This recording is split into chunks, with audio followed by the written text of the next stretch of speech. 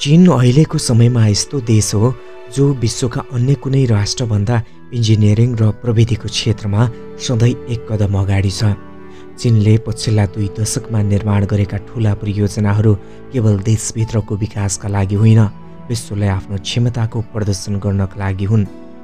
सहर, भवन, पुल, नदी वा यातायात चीनका हरेक क्षेत्रमा देखिएको तीव्र परिवर्तन आज विश्वको अध्ययनको विषय बनेको छ। आजको कार्यक्रममा चीनको ती 10 मेगा प्रोजेक्टको बारेमा कुरा गर्नेछौँ जसले विश्व इन्जिनियरिङ इतिहासमा नयाँ अध्याय लेखेका छन्। दर्शकबिन, स्वागत छ तपाईलाई नेपाल पेज युट्युब च्यानलमा।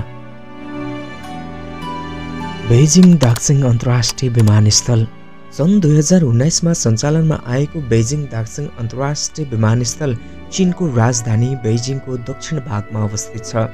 यो विमानस्थल करिब 7 लाख वर्गमिटर क्षेत्रफलमा फैलिएको छ र यसलाई विश्वकै सबैभन्दा ठूलो एकल टर्मिनल भवनको रूपमा चिनिन्छ। विमानस्थलको डिजाइन प्रसिद्ध आर्किटेक्ट जाहा हादिदले तयार गरेका हुन्। यसको आकृति स्टारफिसको जस्तो बनाइएको छ, जसका प्रत्येक विङ यात्रुहरूको सहज आवत-जावतका लागि छुट्टा-छुट्टै टर्मिनलको रूपमा प्रयोग हुन्छ। यस विमानस्थलको निर्माणमा 80 अर्ब युवान, झन्डै 11 अर्ब अमेरिकी डलर भन्दा बढी लगानी भएको छ। फेस रेकग्निसन प्रणाली, स्वचालित सामान ढुवानी र कृत्रिम बुद्धिमत्ता AI मा आधारित ट्र्याकिङ प्रविधि यस विमानस्थलका प्रमुख विशेषताहरू हुन्। दाक्सिङ एयरपोर्टमा हाल 5 वटा रनवे सञ्चालनमा छन् र हरेक वर्ष करिब 10 करोड यात्रुलाई सम्हाल्ने क्षमता राख्दछ। विश्वका धेरै मुलुकहरूले यस एयरपोर्टलाई भविष्यका स्मार्ट एयरपोर्ट डिजाइनका लागि नमुना मानेका छन्। यसको सञ्चालनले बेइजिङ सहरको हवाई यातायात भार घटाएको छ र उत्तर चीनका अन्य सहरहरूलाई अन्तर्राष्ट्रिय केन्द्रसँग जोड्ने नयाँ मार्ग खुलाएको छ। हङकङ झुहाई मकाउ पुल। यो पुल विश्वकै सबैभन्दा लामो समुद्री पुलको रूपमा चिनिन्छ। 55 किलोमिटर लामो यो संरचना दक्षिण चीन सागरमाथि फैलिएको छ, जसले हङकङ, झुहाई र मकाउलाई सिधा जोड्छ। यो पुलको निर्माण सन् 2009 मा सुरु भई सन् 2018 मा सम्पन्न भएको हो। यसमा करिब 18 अर्ब अमेरिकी डलर लागत लागेको थियो। सामान्य पुलभन्दा फरक यसमा 6.7 किलोमिटर लामो समुद्री टनेल समेत निर्माण गरिएको छ, जसले पानी जहाज आवागमनलाई अवरोध नपुर्याई सडक यातायात सञ्चालन गर्न सक्षम बनाएको छ। यो पुल बनाउने क्रममा समुद्री भूकम्प, उच्च छाल र चक्रवात जस्ता प्राकृतिक चुनौतीहरूलाई ध्यानमा राखिएको थियो। संरचनात्मक रूपमा यो पुल 14 मिटर अग्लो छाल र 8 तीव्रताको भूकम्प समेत सहन सक्ने गरी तयार गरिएको छ। यो परियोजनाले ग्रेटर वे एरियाका 3 ठूला सहरहरू बीचको दूरी घटाएको छ। पहिले 3 घण्टा लाग्ने यात्रा अहिले केवल 30 मिनेटमा पूरा गर्न सकिन्छ। आर्थिक दृष्टिले पनि यसले दक्षिण चीनको व्यापारिक गति र लगानी प्रवाहलाई अत्याधिक बल प्रदान गरेको छ। थ्री गर्जेज ड्याम चीनको याङ्त्से नदीमा निर्माण गरिएको विश्वकै सबैभन्दा ठूलो जल परियोजना हो। यो ड्यामको निर्माण सन् 1994 मा सुरु भई सन् 2012 मा पूर्ण रूपमा सम्पन्न भएको हो। ड्यामको लम्बाइ 2.3 किलोमिटर र उचाइ 181 मिटर रहेको छ। यसको उत्पादन क्षमता 22,500 मेगावाट हो, जुन विश्वकै सबैभन्दा ठूलो हाइड्रो पावर क्षमता मध्येको एक हो। कुल लागत झन्डै 37 अर्ब अमेरिकी डलर अनुमान गरिएको थियो। थ्री गर्जेज ड्यामले चीनलाई 2 मुख्य लाभ दिएको छ। पहिले, यसले देशको करिब 10% जनसङ्ख्यालाई आवश्यक पर्ने बिजुली आपूर्ति गर्छ। दोस्रो, यसले याङ्त्से नदीमा हुने बाढी नियन्त्रणमा महत्त्वपूर्ण भूमिका खेलेको छ। तर यो परियोजनासँग केही विवाद पनि जोडिएका छन्। ड्याम निर्माणका कारण करिब 13 लाख मानिसलाई स्थानान्तरण गर्नु परेको थियो र सयौं ऐतिहासिक स्थलहरू पानीमुनि डुबेका छन्। यद्यपि ऊर्जा र बाढी नियन्त्रणका हिसाबले यसको योगदान चीनका लागि अत्यन्त महत्त्वपूर्ण रहेको छ। आज यो ड्याम चीनको ऊर्जा सुरक्षा र इन्जिनियरिङ क्षमताको प्रतीकका रूपमा मानिन्छ। Beijing Shanghai high speed rail. चीनको बेइजिङ साङ्घाई हाई स्पिड रेलमार्ग विश्वकै सबैभन्दा व्यस्त र अत्याधुनिक रेलमार्ग मध्येको एक हो। 1318 किलोमिटर लामो यो रेलमार्ग चीनका 2 सबैभन्दा ठूलो सहरहरू बेइजिङ र साङ्घाईलाई सिधा जोड्छ। यसको निर्माण सन् 2008 मा सुरु भई सन् 2011 मा सञ्चालनमा आएको हो। कुल लागत करिब 33 अर्ब अमेरिकी डलर रहेको छ। यस रेलमार्गमा चल्ने ट्रेनहरूको अधिकतम गति 350 किलोमिटर प्रति घण्टा हो, जसले बेजिङदेखि साङ्घाईसम्मको यात्रा समय 10 घण्टाबाट घटाएर केवल 4.5 घण्टामा पुर्याएको छ। यो रेल लाइन विश्वकै सबैभन्दा सुरक्षित मार्गमध्येको एक मानिन्छ। यसमा प्रयोग गरिएको रेल ट्र्याक र सिग्नलिङ प्रणाली पूर्ण रूपमा डिजिटल छ। सन् 2019 मा यस रेल मार्गले मात्र 21 करोड यात्रुहरूलाई बोक्यो, जुन विश्वमा कुनै पनि एकल रेल लाइनको सबैभन्दा बढी सङ्ख्या हो।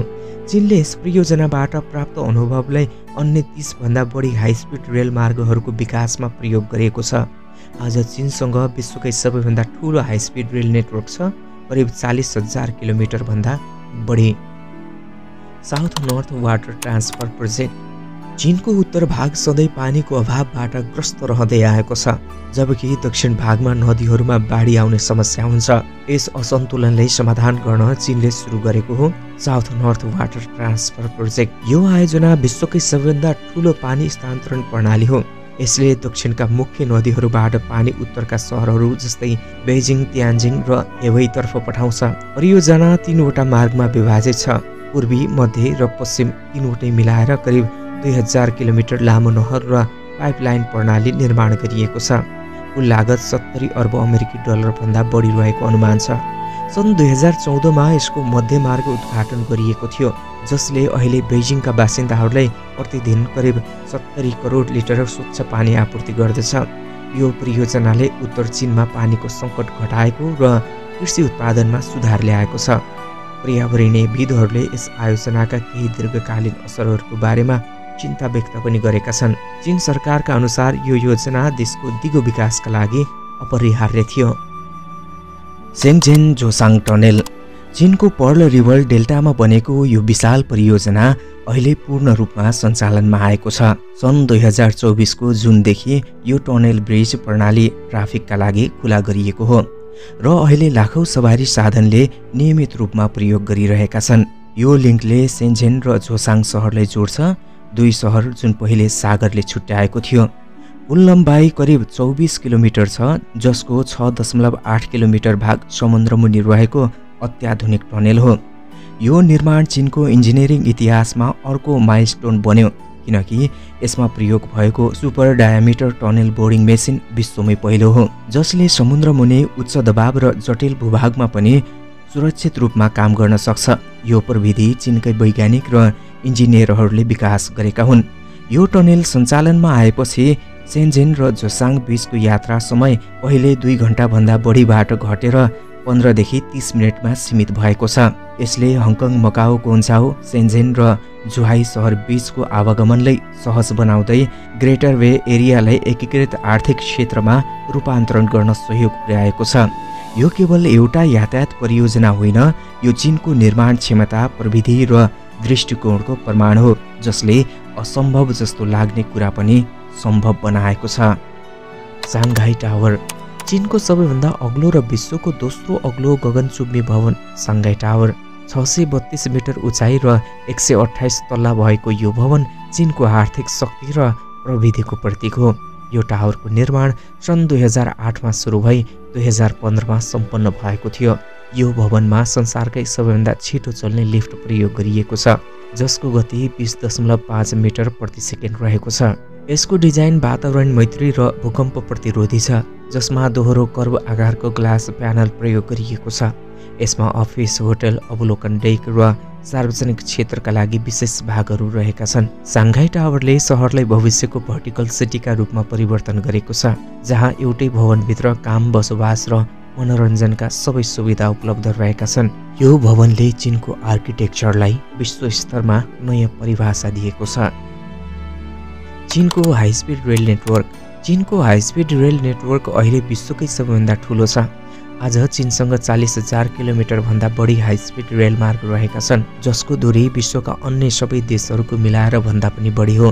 यो नेटवर्क सन् 2008 पछि तीव्र गतिमा विस्तार भएको हो, जब चीनले पहिलोपटक बेजिङ तियान्जिङ लाइन सञ्चालनमा ल्यायो। आज बेजिङदेखि साङ्घाई, गुआङ्झोदेखि कुमिङ र चेन्दु हुँदै उरुम्ची हाई स्पिड रेल पुगेको छ। यी रेलहरू 350 किलोमिटर प्रति घण्टाको गतिमा चल्छन् र केही नयाँ मोडेलहरू 450 किलोमिटर प्रति घण्टासम्मको परीक्षणमा रहेका छन्। चीनले यी रेलहरू आफ्नै प्रविधिबाट उत्पादन गरेको छ, जसलाई कुसिङ र हेसी ट्रेन भनिन्छ। प्रत्येक रेल लाइनमा अत्याधुनिक सुरक्षा प्रणाली, मौसम सेन्सर र एआईमा आधारित ट्र्याकिङ सिस्टम प्रयोग गरिएको छ। यस नेटवर्कले चीनको भू आर्थिक नक्सा नै बदलिदिएको छ।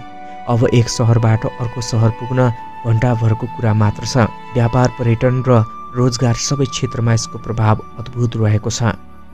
स्काई सिटी यो चीनको एउटा महत्त्वाकांक्षी अवधारणा हो। आकाशमै एक सहर बनाउने योजना, जसलाई स्काई सिटी भनिन्छ। यो परियोजना हुनान प्रान्तको चाङसा सहरमा सुरु गरिएको थियो, जहाँ 838 मिटर अग्लो भवन बनाउने योजना थियो, जसले बुर्ज खलिफालाई समेत पार गर्ने थियो। योजना अनुसार यो भवन 202 तल्ला हुने र केवल 90 दिनमा बनाइने भनिएको थियो, तर सुरक्षा सम्बन्धी र वातावरणीय कारणले निर्माण रोकिएको छ। यद्यपि यो अवधारणाले विश्वभरका सहरहरूमा भर्टिकल अर्बन डेभलपमेन्टको सोच जगाएको छ। चीनले यसको प्रविधि र डिजाइनले सुधार गर्दै भविष्यमा नयाँ सहरहरूमा यस्तो संरचना बनाउन योजना बनाइरहेको छ। स्काई सिटी केवल भवन होइन, यो मानव बस्तीलाई आकाशमा लैजाने चीनको दीर्घकालीन दृष्टिकोण हो। बेजिङ सबवे सिस्टम बेजिङको भूमिगत रेल प्रणाली अहिले विश्वकै सबैभन्दा लामो सबवे नेटवर्क मध्येको एक हो। सन् 1969 मा सुरु भएको यो प्रणाली अहिले 27 वटा लाइन र 700 भन्दा बढी स्टेसनहरू सहित करिब 800 किलोमिटरमा फैलिएको छ। यो नेटवर्कमा दैनिक 1 करोड भन्दा बढी मानिस यात्रा गर्छन्। सबवेमा प्रयोग हुने प्रविधि अत्याधुनिक छ। स्वचालित टिकटिङ, फेस रिकग्निसन र एआईमा आधारित ट्रेन कन्ट्रोल सिस्टम। चीनले ऊर्जा दक्ष ग्रिन सबवे मोडेल लागू गरेको छ, जसले 30% ऊर्जा खपत घटाएको छ। यो प्रणालीले राजधानीको ट्राफिक समस्या घटाएको मात्र होइन, सहरलाई विश्वकै सबैभन्दा व्यवस्थित मेट्रो सहरको रूपमा उभ्याएको छ। यी सबै परियोजनाहरूले चीनलाई विश्वको इन्जिनियरिङ केन्द्रमा रूपान्तरण गरेको छ। जहाँ अन्य देशहरू वर्षौं योजना बनाउन खर्च गर्छन्, चीनले त्यही अवधिमा पूरा संरचना खडा गर्छ। सागरमुनि टनेल, आकाश छुने टावर, विद्युतीय रेल, भूमिगत सहर, यी सबै केवल इन्जिनियरिङ होइनन्, यी चीनको भविष्य दर्शनका प्रतीक हुन्। चीनको दृष्टिकोण स्पष्ट छ, जहाँ पुग्न कठिन छ त्यहाँ नै निर्माण गर्नुपर्छ। आज यी मेगा प्रोजेक्टहरूले चीनलाई नयाँ युगतर्फ धकेलेका छन् र विश्वले अब केवल चीनको प्रगति होइन, उसको सम्भावनाको परिभाषा पनि पुनर्लेखन गर्न थालेको छ। आजको भिडियो तपाईलाई कस्तो लाग्यो? कृपया आफ्नो प्रतिक्रिया कमेन्ट बक्समा लेख्नुहोला। साथै भिडियोलाई लाइक, शेयर अनि च्यानललाई सब्स्क्राइब गर्न नबिर्सनुहोला। हामी अर्को भिडियोमा भेट्नेछौँ।